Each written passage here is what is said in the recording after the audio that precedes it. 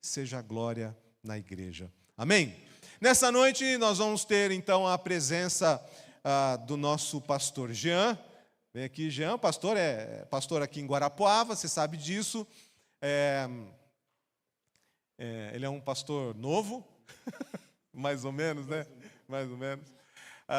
Pastor Jean está pastoreando, né, aqui o Ponto de Fé, lá no Tancredo, e você faz parte disso. Essa igreja, né, o mover missionário dessa igreja tem sustentado e começou esse trabalho lá, não é? A gente tem a história de tudo isso. Eu louvo a Deus porque nós podemos partilhar desse momento e ter o pastor Jean ministrando para nós nessa noite, né? O aniversário da igreja é no fim do mês, né, na semana que vem. Na semana que vem nós vamos ter um momento, né, de celebração, especialmente, mas nós já tivemos na semana passada o pastor João Vitor, que pregou aqui conosco, que também foi pastor nessa igreja, e agora o pastor Jean, que é pastor aqui em Guarapuava, pastor metodista, pastor ali no Ponto de Fé. Então, que nós possamos ser tocados pelo poder e pelo mover do Espírito nessa noite de Pentecostes, e o teu coração seja, como diz Wesley, estranhamente aquecido pelo poder do Senhor. Vamos ter um momento de oração.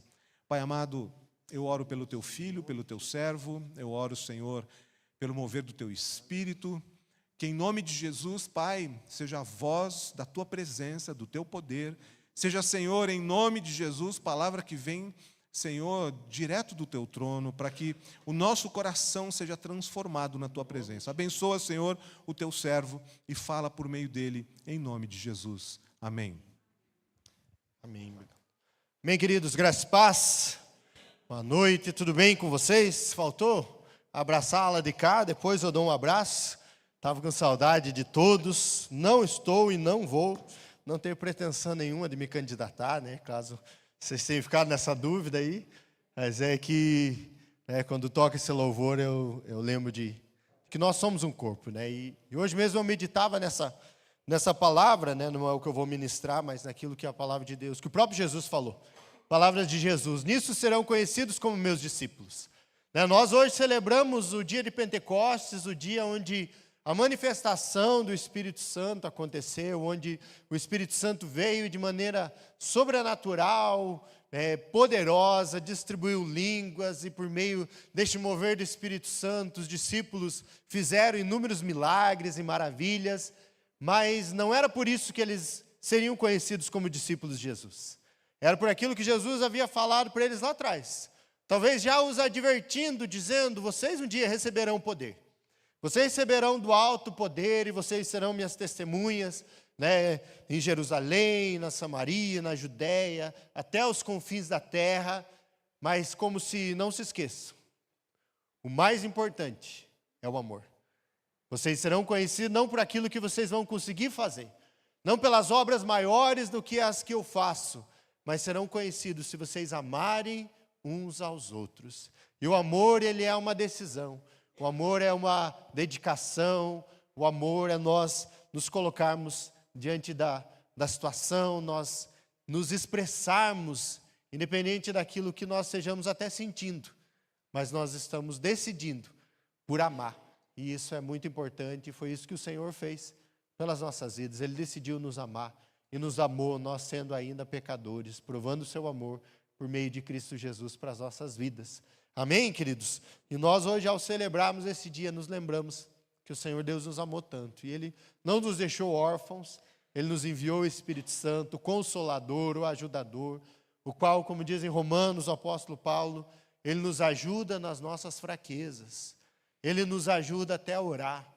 Porque o Senhor Jesus nos deixou um segredo que, através da oração, nós alcançaremos as bênçãos, nós alcançaremos a vitória, nós alcançaremos o que pedimos, mas nós não sabemos orar.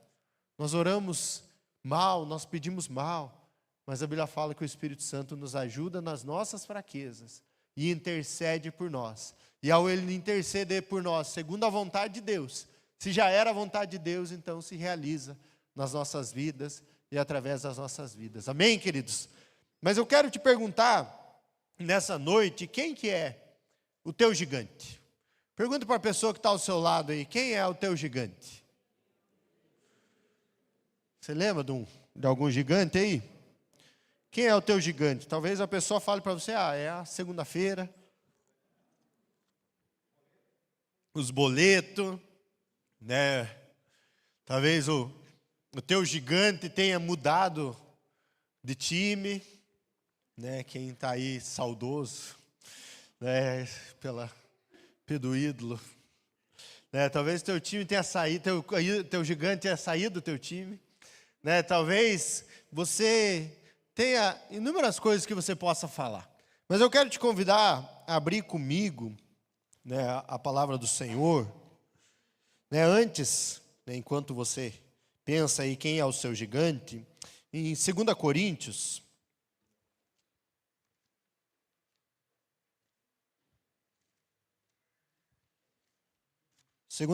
capítulo de número 10, nós vamos ler a partir do verso de número 4, 2 Coríntios 10, verso de número 4,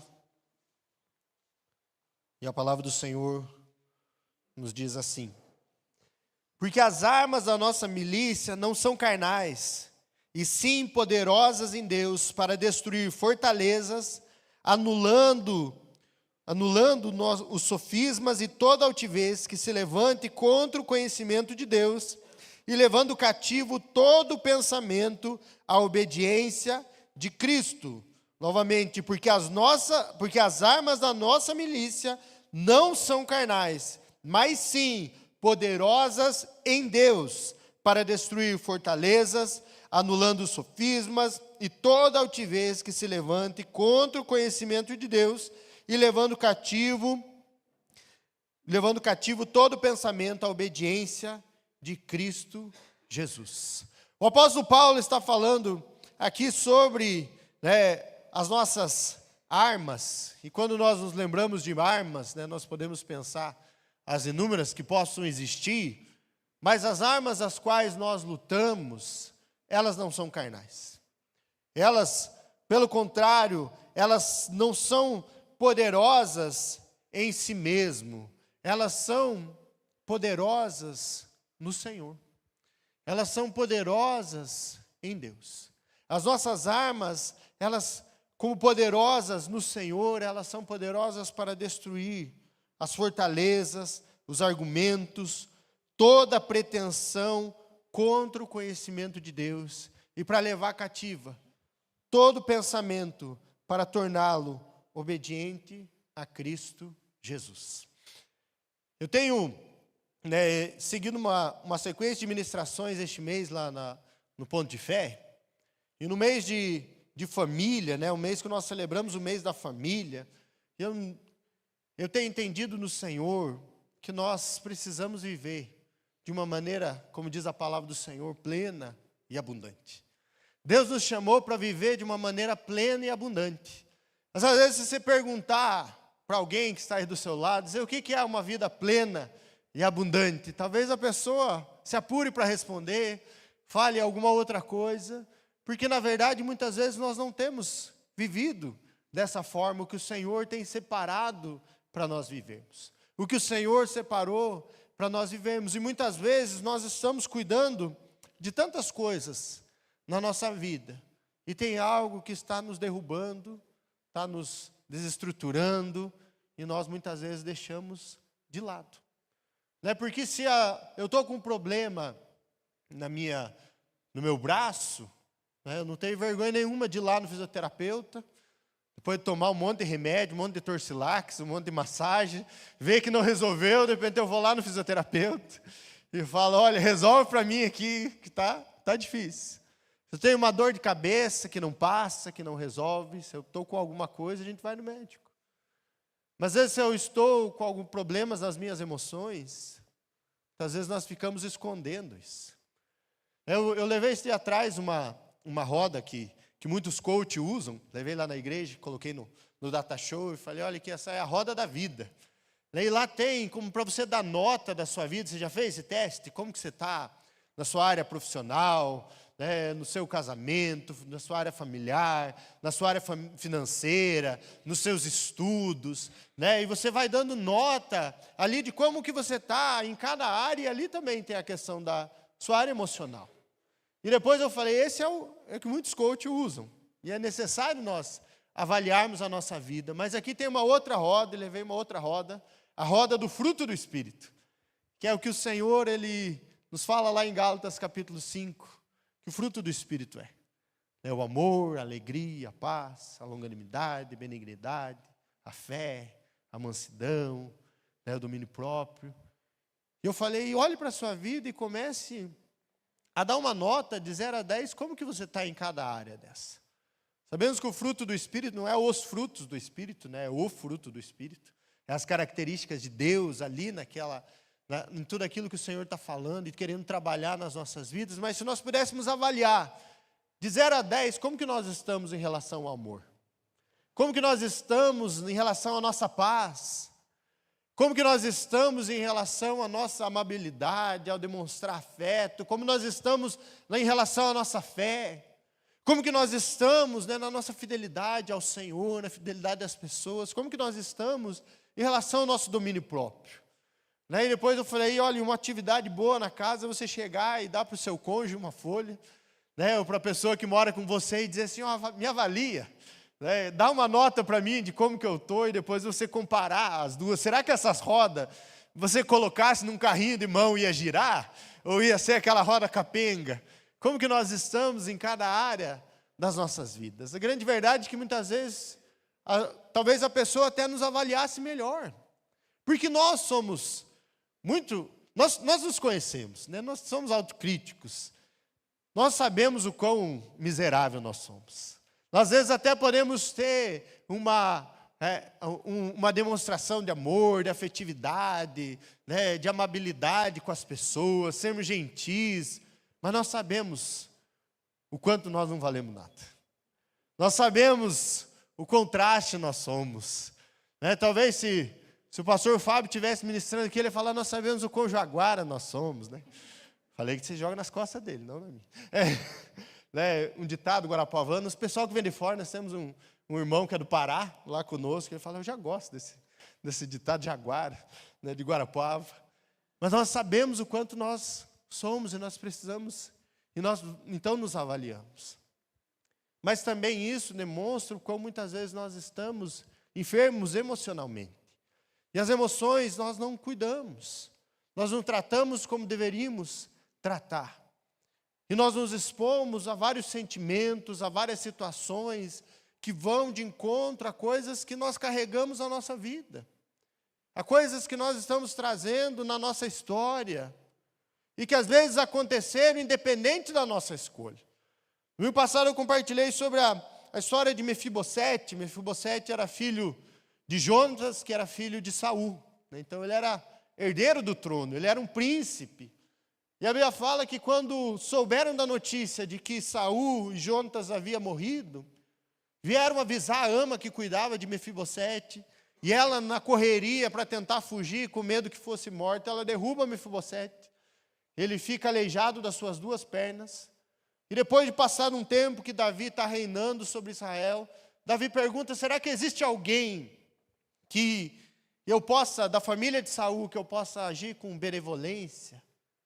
E um servo fala assim, existe sim. Existe um filho de Jonatas aleijado dos 2 pés, das 2 pernas.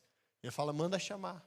E aquele homem já vem para ele, diante dele com medo, e fala, e Davi fala assim, por que você está com medo? Não precisa ter medo. Eu vou te restituir tudo o que era do seu pai Saul. Todas as terras, tudo aquilo que pertencia à sua família. E ele diz então para Davi, como pode o Senhor lembrar do teu servo, um cão morto? E ele então fala diante de Davi, um príncipe. E às vezes as situações que nós passamos na nossa vida, as feridas que nós passamos na nossa vida, nos fazem como príncipes e princesas que nós somos. Porque nós somos chamados como filhos e filhas de Deus, por adoção. E quem confirma isso no nosso coração não é qualquer pessoa, é o Espírito Santo, como fala Romanos 15, que ele confirma com o nosso espírito que nós somos filhos e filhas de Deus, co-herdeiros com Cristo. Mas muitas vezes nós, como príncipes e princesas, nos colocamos como cão morto, por causa das feridas que nós carregamos. E o Senhor deseja nos curar e nos libertar. E nós nos lembrarmos quem é o nosso Deus, quem é o nosso Pai, a quem nós servimos, quais são as lutas que nós enfrentamos, quais são as situações que nós vamos levar e a guerra, sabendo que a guerra ela não pertence a nós, mas ela pertence ao Senhor. E Ele nos dá a vitória, porque Ele nos ama e porque nós somos seus filhos. E quando nós olhamos para a palavra de Deus, nós vemos uma história de alguém que foi guerrear, que foi lutar lá em 1 Samuel, capítulo de número 17, 1 Samuel, capítulo de número 17, nós vamos lembrar a história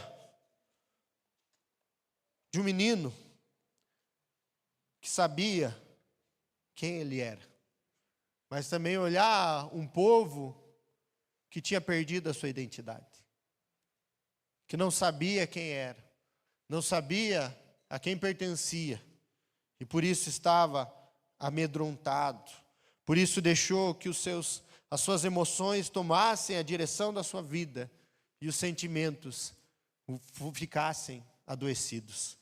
1 Samuel, capítulo de número 17, a partir do verso de número 4, diz assim, a partir do verso de número 1.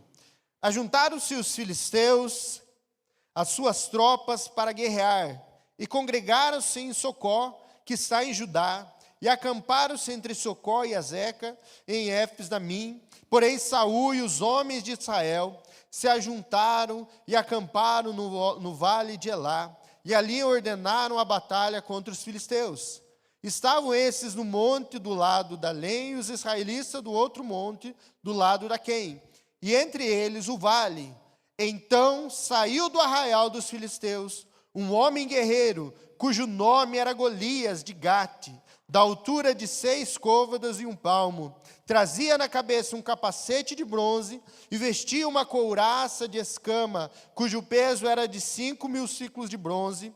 Trazia caneleiras de bronze nas pernas e um dardo de bronze entre os ombros. A haste da sua lança era como o eixo do tecelão, e a ponta da sua lança de 600 ciclos de ferro, e diante dele ia o escudeiro. Nós conhecemos bem essa história. Nós crescemos, talvez, ouvindo essa história, né, de como Davi derrotou Golias. Lá em casa eu tenho na minha geladeira um frasco de mostarda, daquela grande, sabe? Né, e tinha um de ketchup, acabou, eu peguei um pequeno, e o Enoque, quando eu abro a geladeira, ele enxerga lá, ele fala, quero brincar com o Davi e Golias. Ele pega os 2 frascos e o de mostarda, que é maior, é o Golias, o de ketchup é o Davi. E ele fica brincando lá de Davi e Golias. Né? E nós crescemos sabendo essa história, nós temos inúmeras formas, nós ouvimos, nós aprendemos como que aconteceu toda ela, mas quando nós, né, e aí eu quero que você lembre da pergunta que eu te fiz no começo, né, de quem é o seu gigante, porque quando nós estamos na nossa caminhada, na nossa vida, nós sempre teremos adversários para nós lutarmos. Sempre nós vamos ter situações que nós vamos enfrentar, seja ela de caráter externo, sejam elas pessoas, sejam elas situações, sejam elas, né, tribulações, ou sejam elas as nossas emoções. Talvez o maior campo de batalha seja na nossa mente, seja dentro de nós, seja as emoções que nós enfrentamos, né, os sentimentos que nós temos. E às vezes nós nos colocamos em várias situações, né, sentimentos de culpa, sentimentos de dívida, né, a gente está sempre se achando culpado, sempre achando que está devendo, que sempre teria que fazer mais, que aquilo que fez não é o suficiente. Às vezes nós temos sentimentos de isolamento, né, sentimentos de solidão. Nós passamos por situações, e a vida foi, às vezes, nos forjando naquilo que nós passamos. E isso muitas vezes tem nos impedido de viver aquilo que o Senhor tem. Mas a gente precisa saber que independente daquilo que nós possamos passar ou enfrentar, o adversário das nossas almas, o adversário das nossas vidas, ele sempre vai estar vendendo uma imagem. Quando Golias chega diante do exército de Israel, ele já vai todo pomposo, demonstrando a sua força, carregando uma armadura que talvez nenhum dos guerreiros ali de Israel teria capacidade de carregar uma armadura daquela, e ele vai todo imponente, vendendo a sua imagem diante do povo de Israel. E o nosso adversário, ele sempre vai estar vendendo essa imagem. Ele sempre vai estar se colocando diante de nós como alguém muito superior. Os nossos medos, os nossos traumas, as nossas frustrações, elas sempre irão se colocar. E nós, então, estaremos ali, de cabeça, às vezes, baixa, aceitando aquela situação. Porque quando nós olhamos para a sequência dali, a Bíblia fala que ele parou e clamou às tropas de Israel e disse-lhes: para que saís formando-vos em linha de batalha? Não sou eu, filisteu, e vós, servos de Saul? Escolhei dentre vós um homem que desça contra mim. E no verso 16 ele diz assim: chegava-se, pois, o filisteu pela manhã e à tarde, e apresentou-se por 40 dias. Pense, queridos, a situação. Você vai para uma batalha, sem saber o que iria acontecer. Mas você tem uma leve esperança de que você possa sair com a vitória. E de repente você está lá e você fica esperando, agora nós vamos receber as ordens do comandante, né, e vamos então ir para batalhar. E de repente sai o monstro, né? Para eles era alguém diferente, do meio do povo filisteu, e começa a confrontar eles. E a Bíblia fala que não foi um dia, 2 dias, foram 40 dias, ele de manhã e de tarde. 40 dias aquela voz martelando na cabeça deles. Viu? Ninguém tem aí que tenha coragem para vir lutar comigo. Não tem ninguém aí que possa ser capaz de me enfrentar.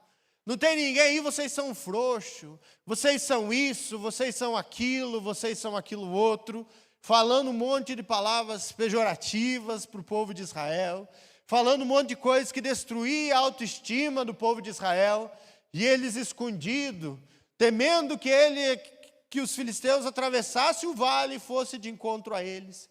E eles estavam lá, e o nosso adversário, ele sempre vai ter um discurso. Ele sempre vai vir e vai falar algo. Ele sempre vai nos lembrar, talvez, da nossa incapacidade. Ele sempre vai falar algo que nós não podemos fazer. Ele sempre vai falar algo que nós estamos, aquém daquilo que nós imaginamos que somos. Quantos de nós passamos por isso? Quantos de nós crescemos, talvez, ouvindo palavras: você não é capaz, você não tem capacidade, você é um incompetente, você é isso, você é aquilo outro.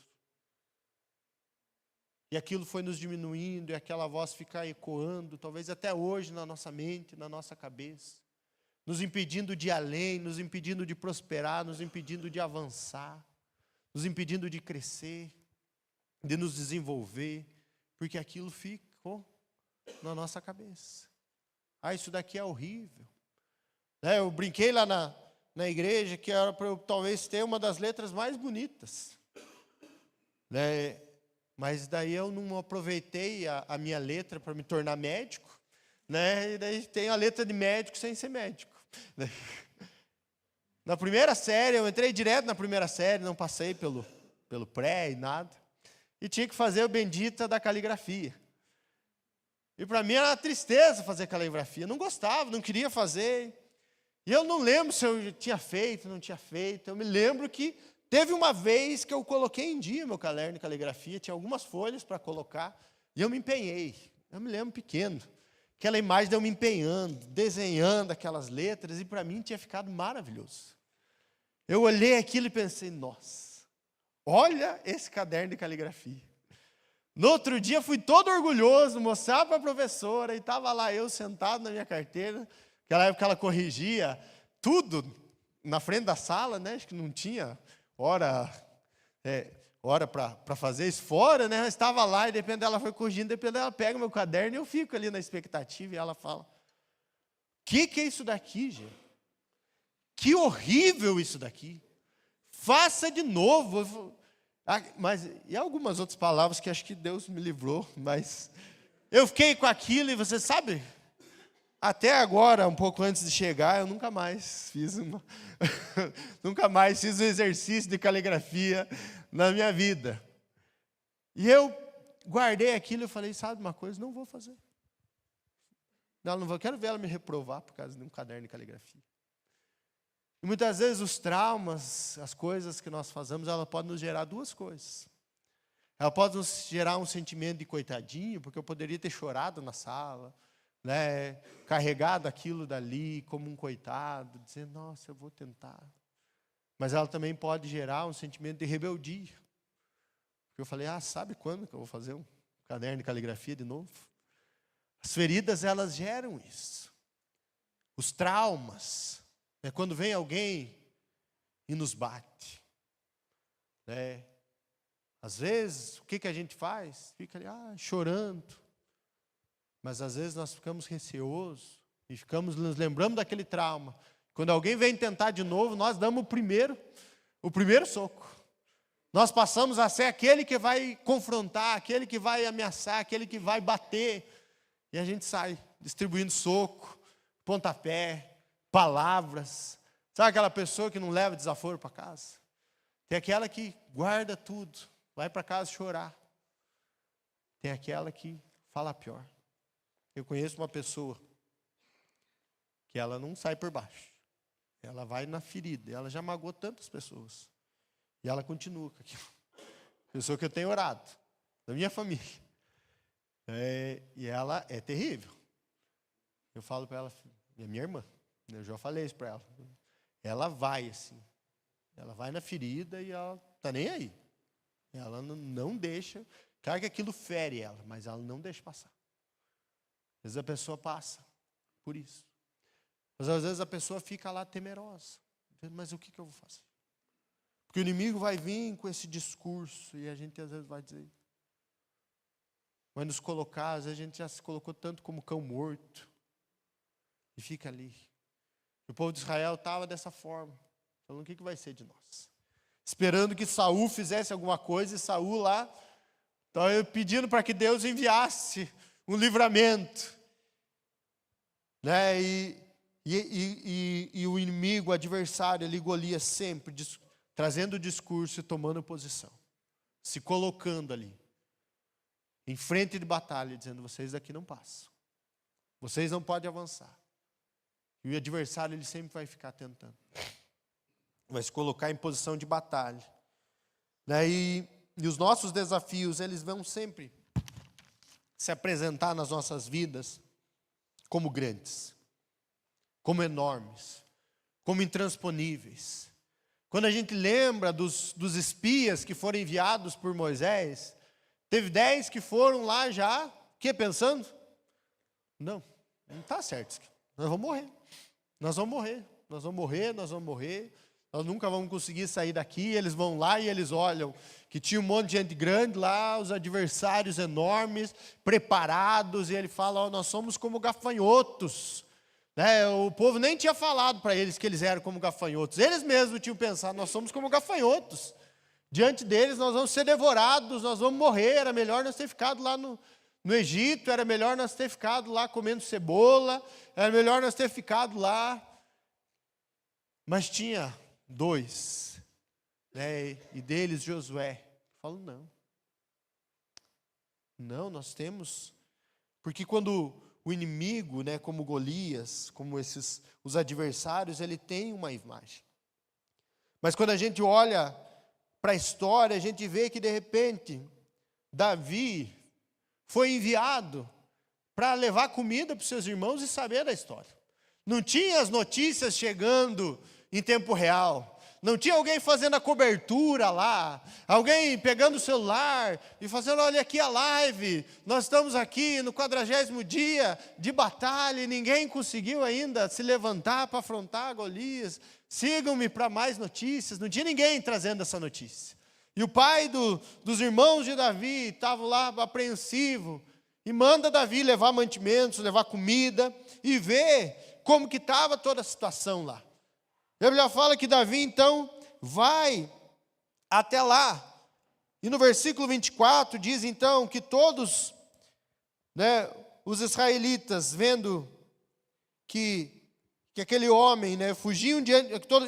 Todos os israelitas, vendo aquele homem, fugiam de diante dele, temiam grandemente.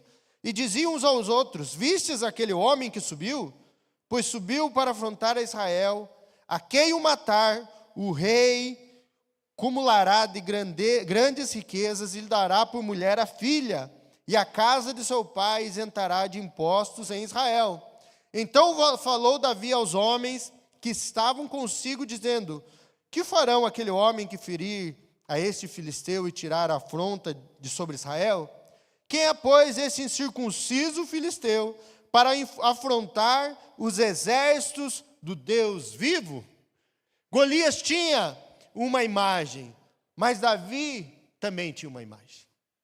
Davi olha para aquela situação e o que ele fala? Quem é este incircunciso para afrontar o exército do Deus vivo? Quem é este? Quem ele pensa que é? Quem este adversário pensa que ele é? Ele não diz quem é esse gigante. Ele não diz quem é este guerreiro. Ele diz quem é esse incircunciso. E quem que eram os incircuncisos da época, queridos? Eram aqueles que eram fora da aliança. Deus havia estabelecido uma aliança com o povo de Israel. Deus havia proposto uma aliança com o povo de Israel, através de Abraão, dizendo que ele seria o seu povo e ele seria o seu Deus. E aquele que se levantasse contra o seu povo estaria se levantando contra o próprio Deus. E então, Deus estabelece isso e estabelece através de Abraão que, como sinal da aliança, teria que haver a circuncisão. E então, naquela época, todos os homens, escravos, livres, todos foram circuncidados.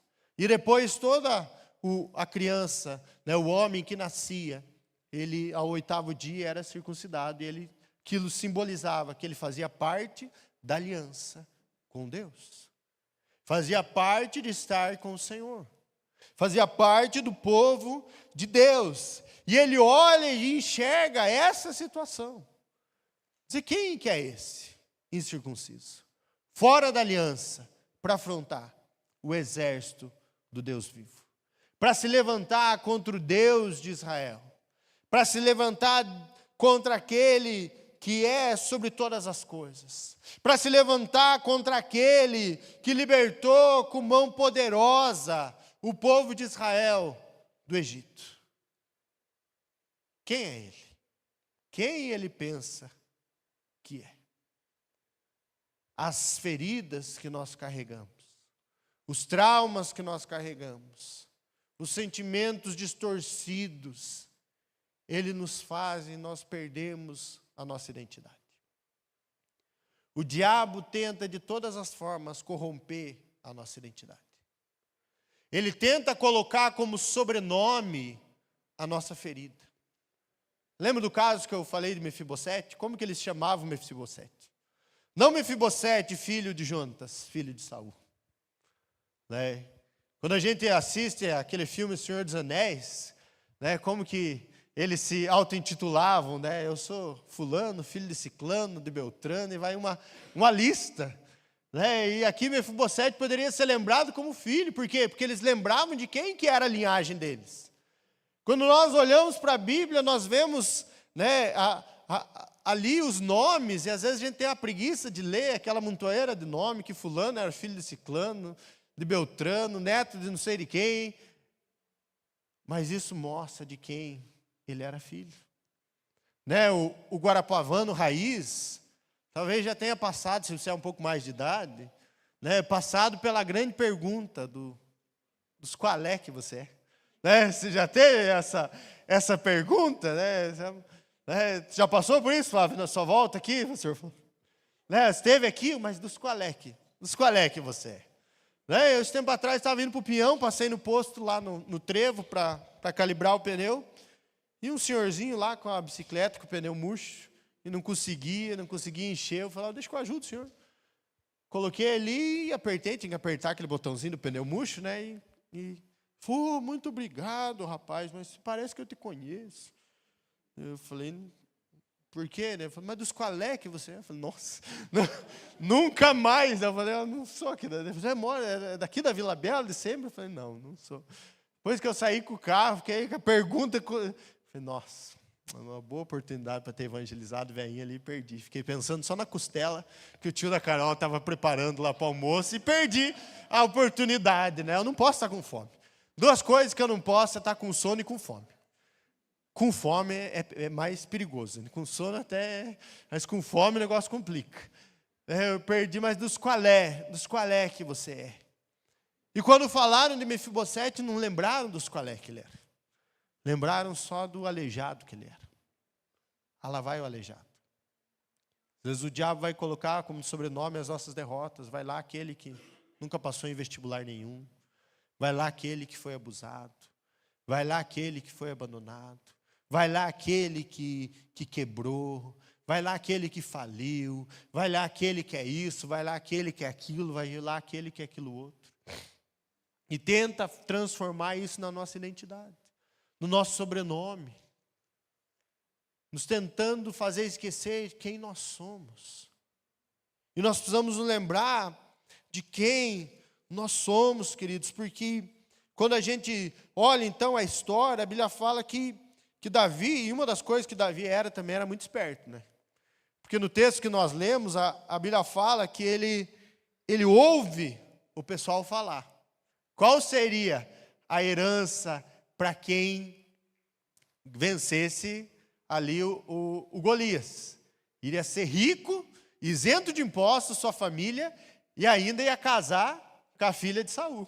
E ele chega lá como quem não quer nada e fala, eis aqui a minha oportunidade. Alguém que tem um coração curado, né, suas emoções curadas, ele olha para as adversidades, para as dificuldades, né, e ele, então, deixa eu vir aqui para você tirar uma foto então bonita. Né? Tira a foto bonita então. Né, senão fica aqui atrás, que aproveita. Né? Aquele que tem as suas emoções curadas. Queridos, me lembrou de uma coisa. Na 7ª série, na 8ª série, eu fui, olha só como esse tempo avança, né? Vocês viram como eu sou bonito, né? Mas eu, na 8ª série, tinha umas meninas endemoniadas na minha sala. Lembra aquele caderninho de confissão que rolava na sala? Dentre aquelas perguntas, tinha qual era o mais feio da sala. Eu fiquei entre os dois. Né? Rapaz, quando eu li aquilo, assim, sabe? Veio com uma flecha. E eu me achava bonito, porque eu sou. Né? E aquilo eu falei assim, lembro que tem duas situações, ou você fica com aquilo, né? E eu falei, ou eu não vou deixar isso me abater. Eu lembro que a partir daquele momento eu tinha uma frase comigo, eu falava assim, minha mãe e Deus acham que eu sou bonito, então eu sou bonito. Minha mãe e Deus acham que eu jogo bem futebol, eu jogo bem futebol. Minha mãe, isso acabou me deixando um pouco orgulhoso. Eu confesso que daí, Deus já me curou, agora eu sou perfeito. É brincadeira. Eu precisei lutar às vezes contra isso, contra as coisas. Mas as situações elas vêm. E alguém que é curado, queridos, olha para as circunstâncias e enxerga uma oportunidade. Uma oportunidade de vencer, de enfrentar. E Davi, como ele sabia de quem ele era em Deus, o Deus que ele servia, ele olhou para aquela situação e falou, olha aqui, o que Deus me preparou. O que Deus reservou para mim. E ele, então, olha ainda a pergunta, né? O que vai ser dado para quem vencer?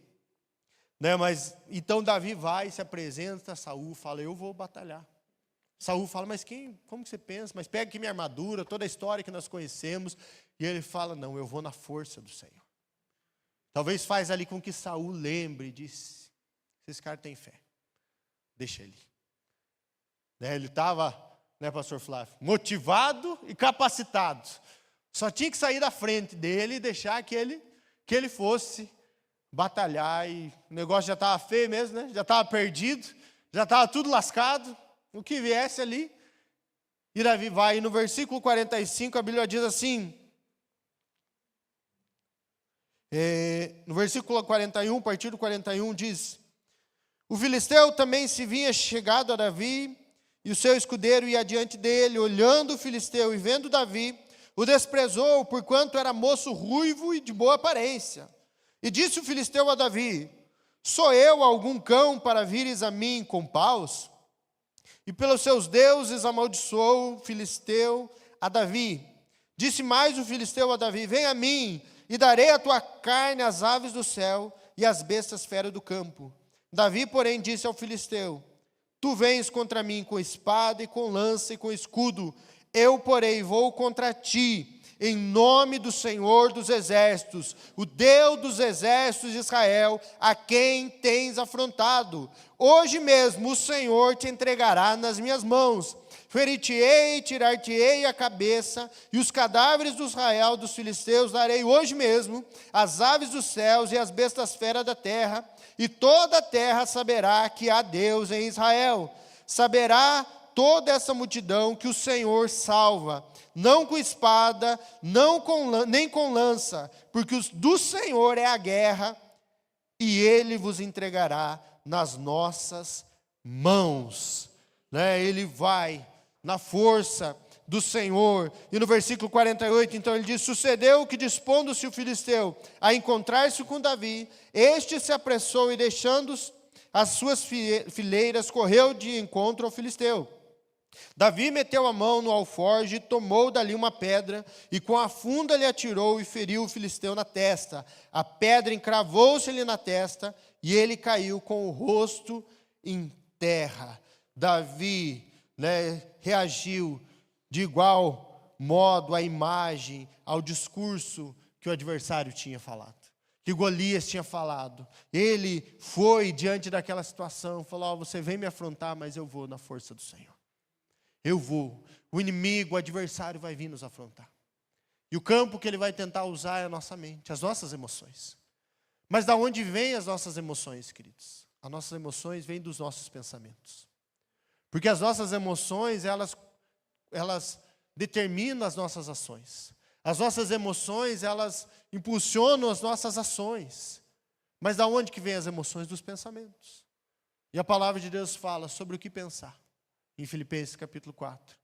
Finalmente, irmãos, sobre aquilo que é bom, que é agradável, que é justo, que é de boa fama, se algum louvor há, se alguma virtude existe, seja isso o que pensais.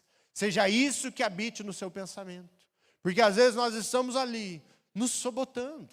Né? Tem uma teoria, daí já é da parte do pastor Flávio, né, da profecia autorrealizável, que é aquilo que eu fico na minha cabeça falando, vai dar errado, vai dar errado, vai dar errado, vai dar errado, e no final, dá errado. E tem uma sala lá e eu falo naquela sala, ninguém gosta de mim, ninguém gosta de mim, ninguém gosta de mim. Eu entro lá, faço um monte de coisa para ninguém gostar de mim, ninguém gosta de mim, no final eu saio. Olha aí, eu falei que ninguém gostava de mim. Eu falei? Não disse? É aquela menina que cresceu numa família onde as mulheres dizem, homem não presta, homem nenhum presta. Ela encontra um monte de rapazes bons, mas o olhinho dela brilha por aquele que não vale nada. Ela se relaciona com ele e depois ela sai falando, comprovando, todo homem não presta. Porque a nosso pensamento vai condicionar as nossas emoções, que vão condicionar os nossos pensamentos, para reafirmar o nosso pensamento. Mas se nós, ao contrário, nos trimos o nosso pensamento com a palavra de Deus, com as promessas de Deus, com a aliança de Deus, com aquilo que Deus falou, eu fico não com aquilo que as pessoas falaram para mim, eu fico não com aquilo que uma professora falou, que alguém falou, que até os meus pais falaram, mas eu fico com aquilo que Deus falou para mim. Eu preciso crer em tudo aquilo que Deus disse que eu sou. Eu preciso saber aquilo que a palavra de Deus fala para mim. E ao ser conhecedor da aliança do Senhor, eu posso olhar para o meu adversário e dizer: quem você pensa que é? Você vem contra mim com lanças e espadas, com afrontas, com medo, mas eu vou na força do Senhor dos exércitos. E as armas, como nós lemos, as nossas armas da nossa milícia não são carnais, mas elas são poderosas em Deus, poderosas para vencer. E a luta está, em primeiro lugar, na nossa mente. É onde nós vencemos, onde vai ser o campo de batalha. Nós precisamos vencer com a ajuda do Senhor e então enfrentar. E sabe o que foi o grande diferencial, queridos, também na vida de Davi? Que ele entendeu a diferença de Golias, de gigante, a diferença do adversário e de gigante. Porque Golias era um adversário, porque o gigante é Deus, o nosso Deus, o nosso Deus, o nosso Senhor Jesus Cristo, que venceu a morte, o nosso Senhor Jesus Cristo, que venceu as trevas, que nos deu vida nele. Ele é o nosso gigante. Tudo o resto são os nossos adversários, mas o gigante é Jesus, o Salvador, o Messias, o servo, do Golias. O erro de Golias, na verdade, foi achar que Davi era o guerreiro. Ele afronta Davi, mas Davi não era o guerreiro. Davi era o escudeiro de Deus. O escudeiro ia à frente, e o próprio Golias tinha um escudeiro que levava ali o seu escudo. E Davi não era o guerreiro. Quem era? Quem ia guerrear? E quem guerreia, quem peleja as nossas batalhas é o Senhor. E quando nós olhamos para toda a história da palavra de Deus, nós vemos Deus movendo. Quando nós olhamos para os 39 anos da nossa igreja metodista em Guarapuava, queridos, eu amo essa igreja. Eu oro pela nossa igreja em Guarapuava, como povo metodista, espalharmos santidade bíblica nessa terra. Nós já passamos por inúmeras situações. Vamos enfrentar tantas outras. Mas a igreja do Senhor. E as portas do inferno não prevalecerão contra a igreja do Senhor. O Senhor ama a sua igreja. E nós somos convidados a sermos participantes da sua maravilhosa obra, como escudeiros, como servos, indo à frente, sabendo a quem nós servimos. Que nós possamos ter essa clareza do Deus que nós servimos. E que nós possamos em Deus levar as nossas emoções, os nossos pensamentos. Se algo te inquieta, se algo tem te deixado ansioso, lembre das palavras do apóstolo Paulo: não andeis ansiosos, inquietos, leve ao Senhor. Leve ao Senhor as suas adversidades. E Ele, de maneira poderosa, guardará a nossa mente e o nosso coração em Cristo Jesus, nos dando a paz que excede todo entendimento. O que Deus vai fazer? Alinhar a nossa mente e o nosso coração, a nossa mente e as nossas emoções com Jesus Cristo, para que tenhamos a mente de Cristo, para que as emoções de Cristo nos governem, nos direcionem, e então as nossas atitudes sejam para a glória de Deus. Um último texto que eu quero ler com você, Romanos, capítulo de número 16, verso número 20, diz assim: e o Deus da paz em breve esmagará debaixo dos vossos pés a Satanás. A graça de nosso Senhor Jesus seja convosco. O Deus da paz em breve esmagará a Satanás debaixo dos nossos pés. A Ele pertence a guerra.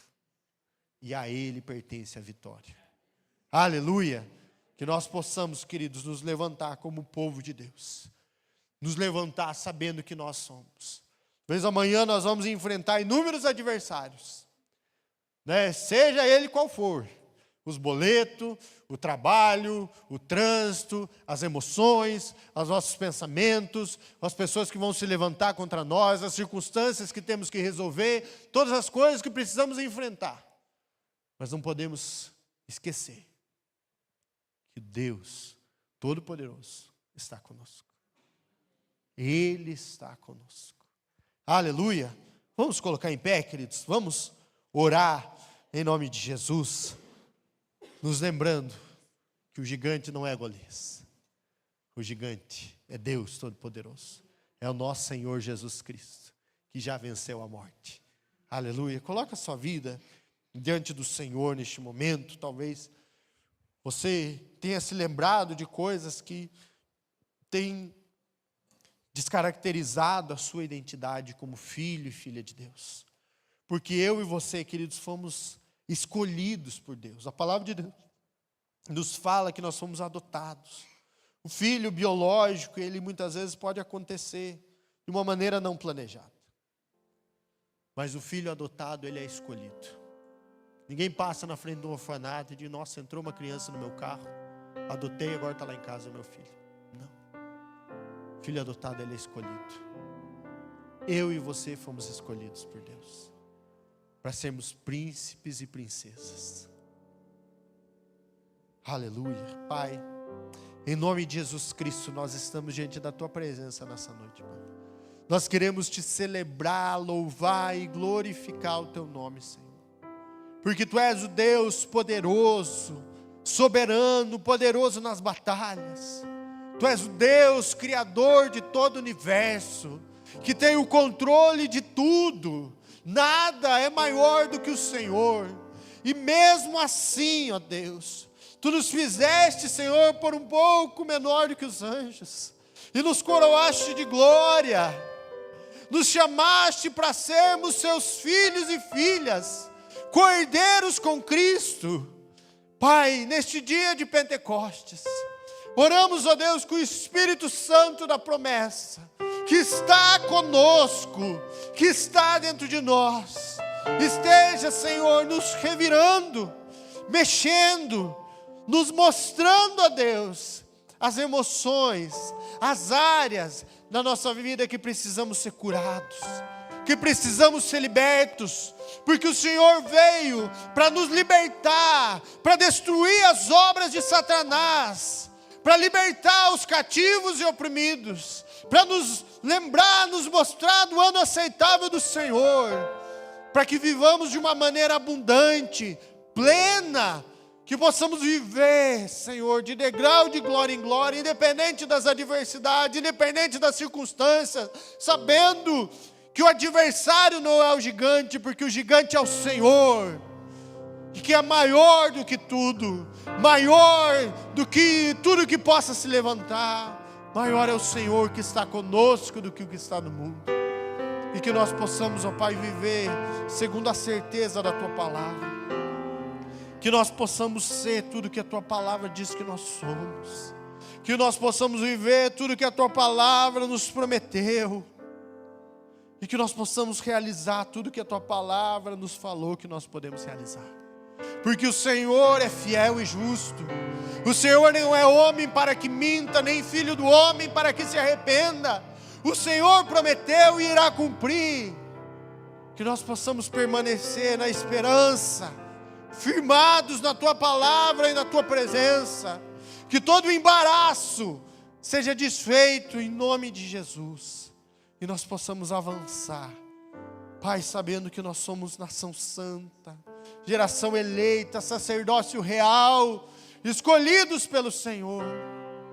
E que o Senhor, mesmo sendo Deus, colocou no vasos de barro, para que a excelência da glória seja Tua, e nós devolvemos tudo a Ti. Nós devolvemos toda a honra, toda a glória, todo o louvor ao Senhor, em nome de Jesus. Eis aqui as nossas vidas, Pai. Usa-nos conforme a Tua perfeita vontade, conforme o Teu querer, para a glória, para louvor do Teu santo nome, em nome de Jesus. Amém. Amém, queridos. Glória a Deus. Você pode dar uma salva de palmas ao Senhor Jesus, dando a Ele toda a honra, toda a glória, todo o louvor, em nome de Jesus.